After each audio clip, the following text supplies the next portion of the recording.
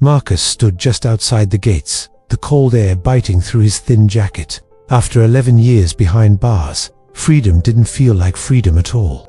It felt like standing at the edge of an ocean, with no map and no idea how to swim. The city had changed. People moved faster, spoke less, and when they did speak, they looked at him like he was still wearing that prison uniform. He found a bed at a halfway house on the south side. The mattress creaked under his weight, and the ceiling above him leaked when it rained. But it was more than he had in years. Still, the silence at night was unbearable. That was when the memories came back, the fists, the screams, the regret. He would lie there, staring at the cracked ceiling, asking himself if he was really someone worth giving a second chance. The job search was brutal. He scrubbed dishes at a diner for 2 weeks, until the manager found out about his record. Fired on the spot. The next place didn't even call him back. Every door felt like it closed a little harder than the last. People smiled when they spoke to him, but he could see it in their eyes, the hesitation, the mistrust, the silent judgment. Marcus tried to keep his head down, just survive, one day at a time. That's what the chaplain used to tell him. But those words felt far away now, like a faded picture on a wall that no longer mattered. One afternoon, he walked past a park and saw a group of boys crowding around something. 2 of them were shouting, pushing. Marcus froze. It reminded him too much of his own past, the fights that led nowhere but deeper into the system. One of the boys glanced at him, eyes sharp, defensive. Marcus looked away. He kept walking, but something inside him shifted. He had once been that boy, angry, lost, looking for someone to respect him, even if it meant bleeding for it. That night, Marcus didn't sleep. He lay on his back, fingers interlocked across his chest, feeling the weight of the years he had lost pressing down harder than the ceiling ever could. What if this was all he was ever going to be? A ghost of a man. Someone people feared, avoided, judged. The thought made his chest tighten. But somewhere, under all that doubt, a quieter question surfaced. What if he could be more? The next morning, Marcus stood outside the halfway house, watching his breath fog in the air. The streets were already loud, sirens, shouting, a baby crying in the building across the road. But inside his mind, it was the chaplain's voice that rose above it all. You don't fix the past, you grow something new from it. It had been years since Marcus thought about him. The old man with the kind eyes and slow voice who used to visit the prison chapel every Tuesday. The chaplain never preached. He listened more than he spoke. And when he did speak, it always felt like a seed being planted, not a lecture thrown at you. That morning, Marcus walked to the community center and asked if they needed help. They didn't have any paid work, but they said he could volunteer, sorting donations, cleaning up, making coffee. It wasn't much, but it was a start. He showed up every day. At first, people barely noticed him, but over time, they started nodding, talking to him, asking if he could help fix a broken chair or walk a scared newcomer inside. It was strange. The more he gave, the less he felt the weight of who he used to be. One afternoon, a man named Reggie came in. Mid-20s, tough face, tired eyes. Marcus saw right through him.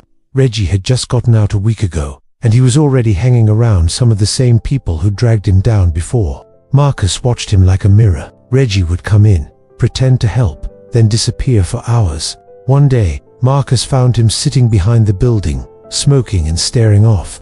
The way he held that cigarette, like it was the only thing keeping his hands steady, reminded Marcus of the early days. He sat down next to him, not saying a word. After a while, Reggie said, "You ever feel like no matter what you do, you'll never be clean?" Marcus didn't answer right away. He just breathed in, then let it out slowly. "Every day," he finally said. "But I also learned that clean ain't perfect. It's just trying again. Not for them, for you." Reggie didn't say anything, but he didn't leave either. That night, Marcus thought about the chaplain again. About how he used to say pain isn't, there to destroy you it is, there to direct you. Maybe this was what he meant, that the scars we carry aren't warnings, they're maps. They show us the way back. And maybe, just maybe, Marcus was starting to remember the way. Weeks passed, and Marcus became a quiet pillar at the center. People began calling him Big M, not because he was intimidating, but because his presence was steady like a big oak tree you could lean on when everything else felt shaky. Reggie kept coming back. He never admitted it, but Marcus knew he was holding on by a thread. The anger in his voice, The way he avoided eye contact, it was all familiar. Marcus had lived it. One afternoon, Reggie burst through the center's back door, fists clenched, eyes wild. He'd just been jumped by two guys he used to run with.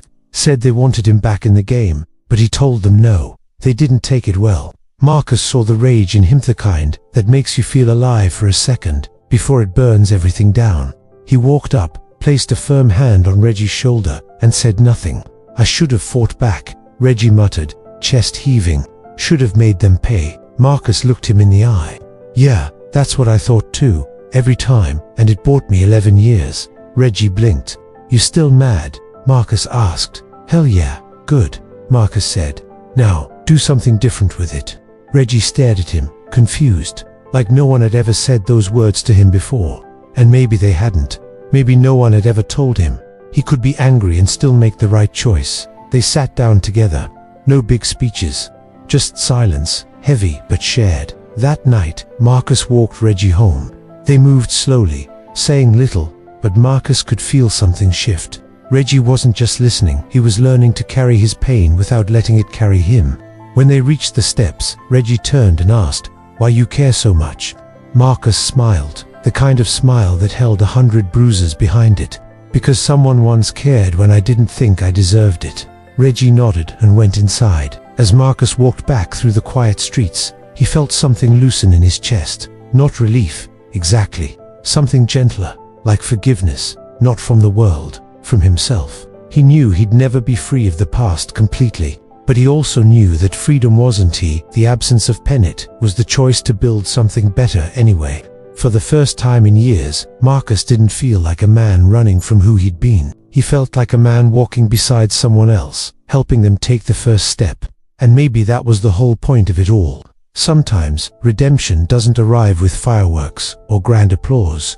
It comes quietly, in the act of showing up, again and again, for someone else.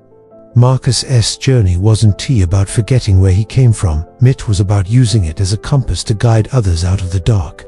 In every person he helps, he rediscovers a piece of his own worth. And maybe that's what purpose really is. Not escaping the past, but transforming it into something that sets others free too. If this story moved you, share it. Someone out there might need to hear it today. Subscribe for more like this.